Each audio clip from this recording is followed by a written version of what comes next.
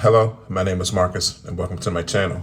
Dragon Ball Daima episode 12, subtitled True Power, came out today, and it is time to dissect it scene by scene.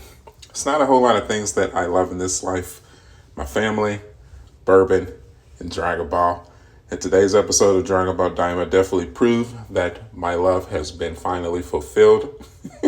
After all these years, we've been waiting on this specific form. I cannot believe that it is finally canon, but we'll get to that a little bit later. First of all, let's talk about Super Saiyan Vegeta versus Tamagami 2. This was a brilliant battle, and it finally showcased what Vegeta is truly made of towards the end of Dragon Ball Z. I like more so here that we're kind of pushing towards that Vegeta is more so Goku's equal, more so than Goku being his better.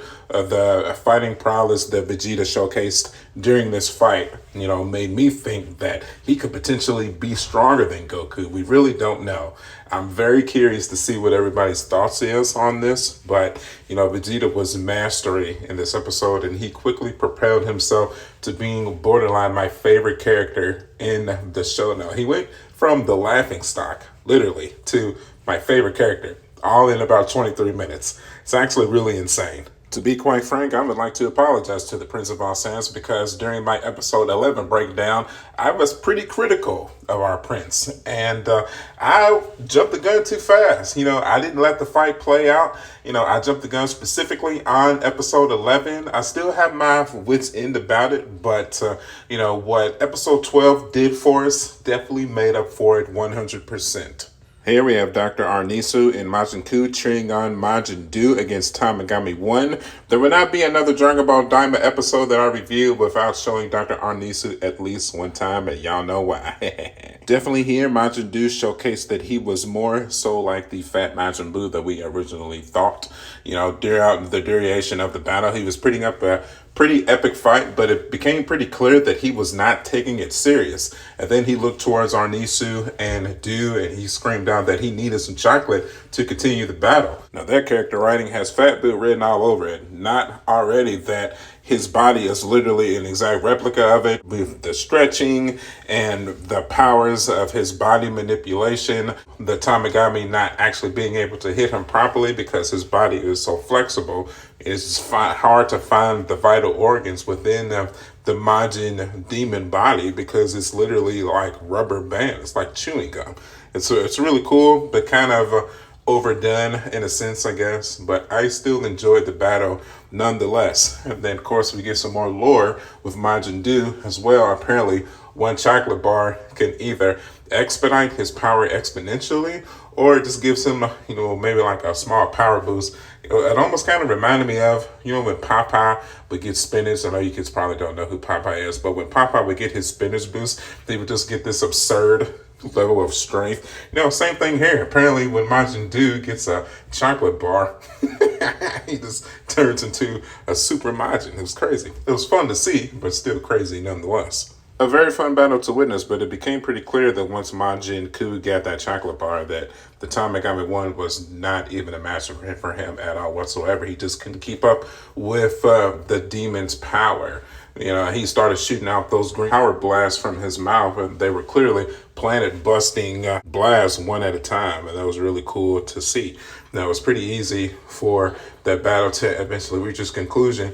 Though we also got to see the Tamagami technically power up too. His sword started to glow red and his chest started to glow red a little bit too, but it just wasn't enough. Then the battle was eventually lost. So now, as he was about to give up the Dragon Ball, of course, they have their brain teaser or their brain challenge that they had to do as well. Now, of course, Dr. Arniso wanted to protest this because she's like, I didn't put brain power in this guy. That's not fair. It's not fair at all. But with the brain power combined of Ku and Du, they were able to overcome the Tamagami 1's brain teaser. Pretty much you just add a bunch of numbers together, a bunch of random numbers, and they were able to take the victory.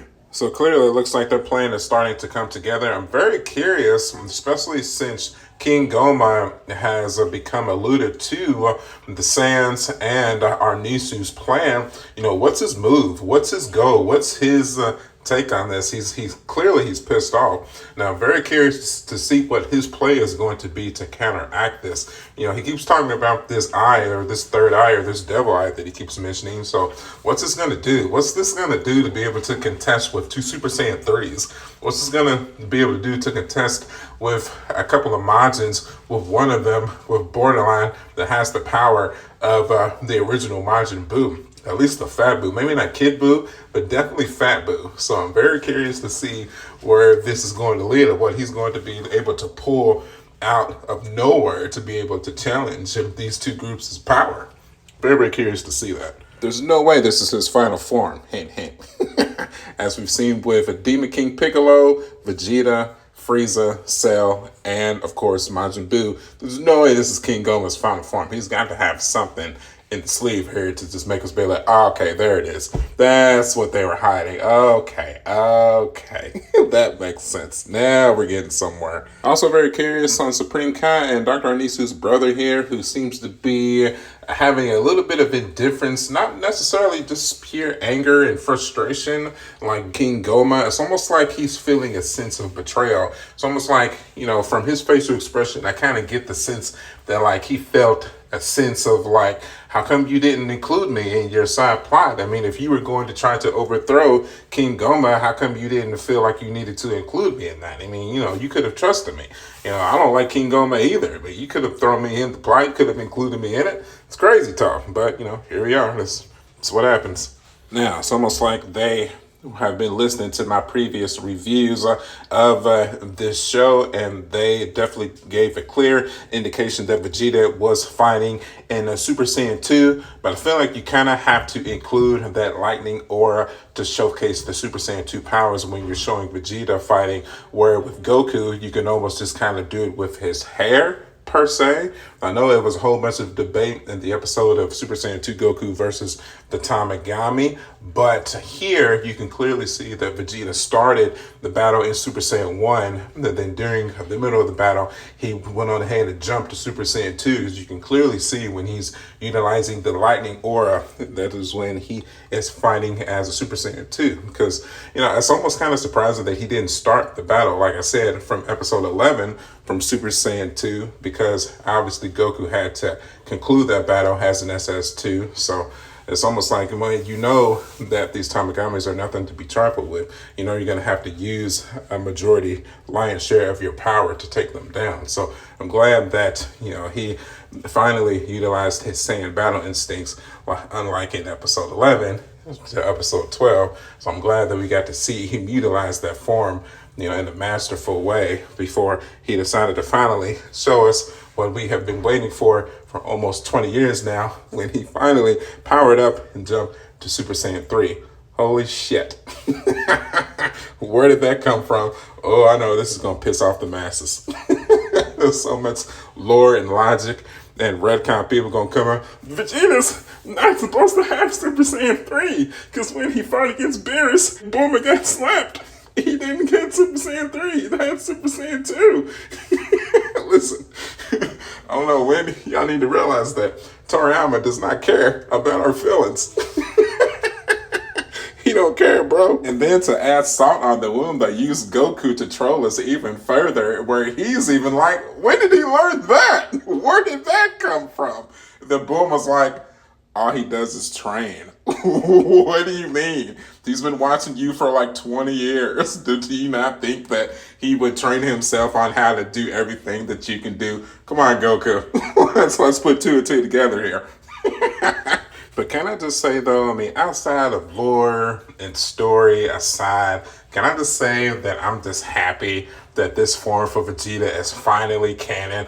I know, we never saw it in Dragon Ball Z, and they never showcased this form in Dragon Ball Super. It made zero sense for him to just jump from Super Saiyan 2 to Super Saiyan God to Super Saiyan Blue. I know, it didn't make any sense. But I'm just saying, now we know that he always had this form in his back pocket, but he just decided that he didn't need it because most likely of the energy draining problem that we all know the Super Saiyan 3 has, that they only needed to pull the form out just with the expected circumstances that they need to have that access of power, because we know how much stronger Super Saiyan 3 is than Super Saiyan 2. Super Saiyan 2 is their preferred fighting capability. But Super Saiyan 3, they can't maintain those forms for long because they draw out so much power. That's most likely why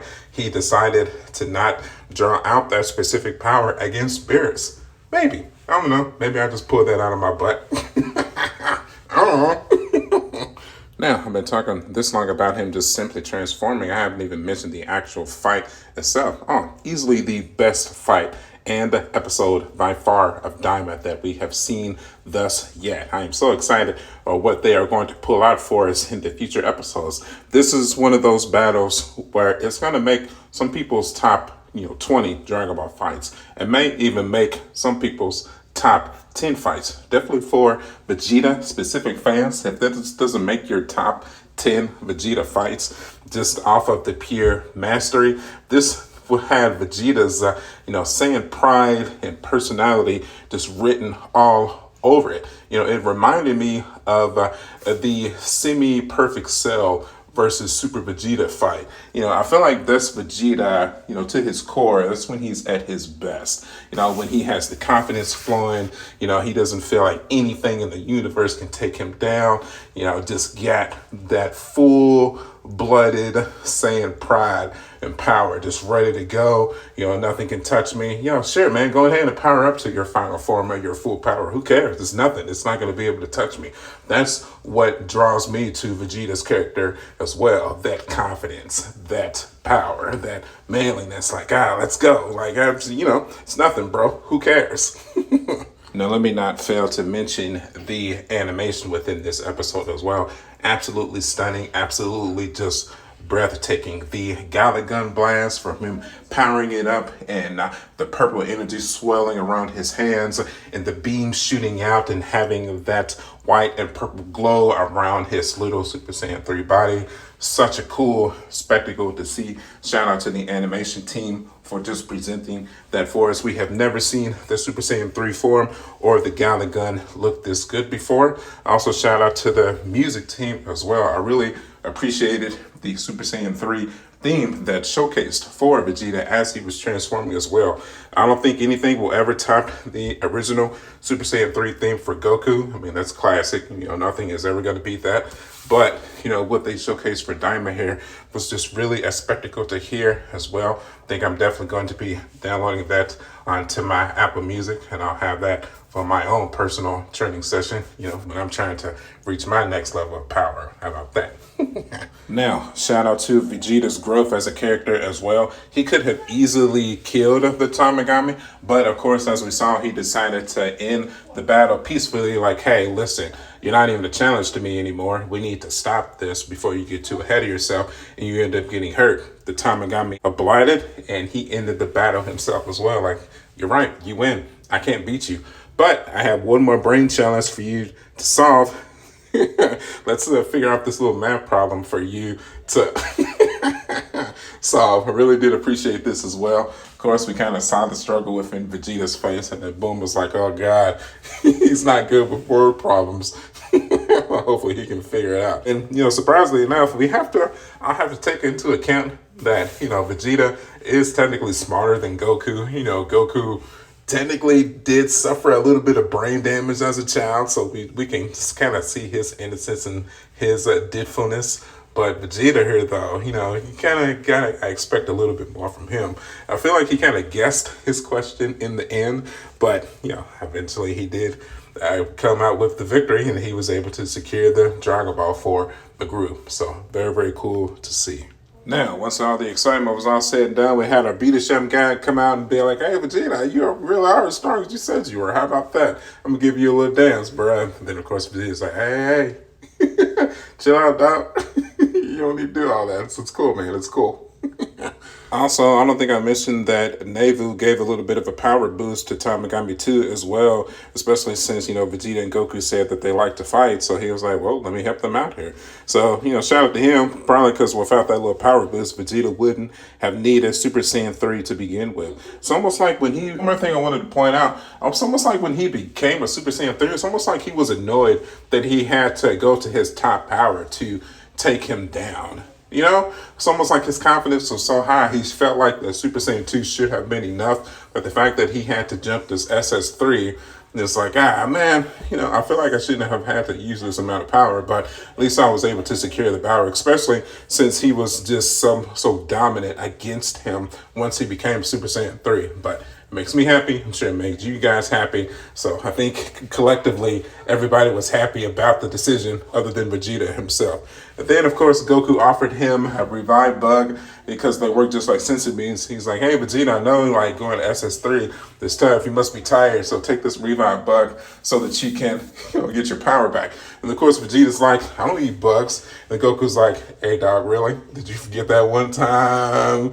That one time that us old school Dragon Ball fans remember you was eating that bug on that planet that I'm not even supposed to know about? Retcon.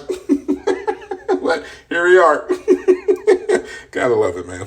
And then he even goes as far as just to mention to Goku, like, hey, bro, we don't talk about that. That was back in the time where I was less civilized. Now I've been on Earth for like 20 years. I'm way more civilized now. So let's leave it at that. I don't eat bug people anymore. Just let it alone. Just let it alone. And with that, I think I'm about 15, 16 minutes in, my friends, and I think I should end my review here. So clearly, like I stated, this is the best episode of Daima thus far. I know I have said that a couple of times, but that's what a TV show is supposed to do for you. It's supposed to get better as it goes along. It's not supposed to, get lighter, get lower. Episode 12 is that one. We got Super Saiyan 3 Vegeta, finally, canon. That's insane. If you've been following Dragon Ball for 20-something years, we've been waiting for this moment for, I can't even tell you how long. I mean, it's unbelievable. I'm so happy. As a Dragon Ball fan and as a Vegeta fan, this is just something that's just so cool, man. And with that, for real, this time, we will go ahead and end it. Now, a reminder, next week, since all of the holidays are happening over in Japan, we do get a break, and we should be back on the week after next Friday in January for our continuation of Dragon Ball Daima episode 13. So excited to see where this show takes us from here. I do got a feeling that we're going to see a bit of a letdown in episode 13. This kind of seems to be the situation of the show. We get a super, super awesome episode, and then we get kind of a slow down, lower episode. So that's what I would expect from Dragon Ball 13. So kind of prepare yourself for that. I mean, I got a feeling. And with that, it's going to end it there, man. So if you enjoyed the video, do me a favor, hit that like button. Also, if you want to follow my Dragon Ball content, you know exactly you're in the right place. You follow Super, Z, Daima, GT, everything Dragon Ball related, man. One more thing, I promise. If my voice sounds a little bit weird today, that is because I am not in my normal review station. I am actually out of town on vacation right now, but I love Dragon Ball so much that I just had to get this video out for y'all today because this episode was so hype. You can follow me at youtube.com/marjake79. I am also on Facebook, Instagram, and TikTok. As always, my friends, I will see y'all on the next one, and I'll catch y'all later. Bye.